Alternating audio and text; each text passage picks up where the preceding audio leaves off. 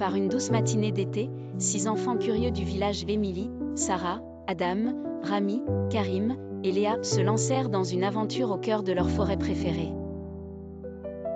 C'était une habitude pour eux de s'y retrouver, mais ce jour-là, l'atmosphère semblait différente, comme si la forêt elle-même les appelait.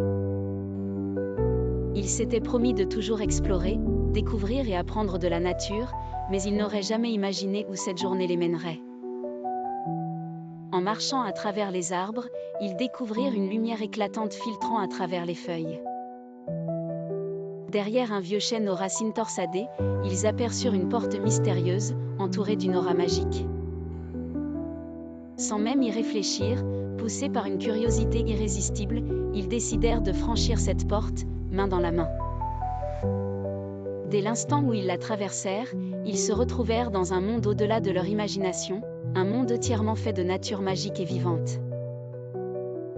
Des arbres imposants dont les feuilles changeaient de couleur au gré du vent se dressaient autour d'eux. Des fleurs géantes d'un violet éclatant, des rivières cristallines et des montagnes flottant dans les airs constituaient ce paysage extraordinaire.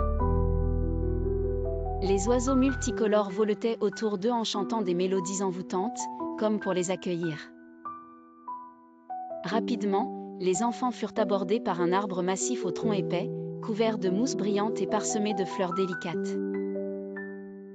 Il s'appelait l'arbre sagesse et possédait des yeux profonds et sages qui observaient les enfants avec bienveillance. Sa voix grave résonnait comme un doux écho dans la forêt. Bienvenue, jeunes aventuriers.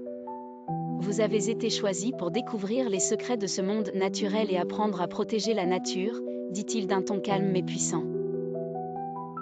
L'arbre sagesse leur parla de l'histoire de ce monde, un royaume magique où chaque plante, chaque animal, et même chaque goutte d'eau avait une mission essentielle.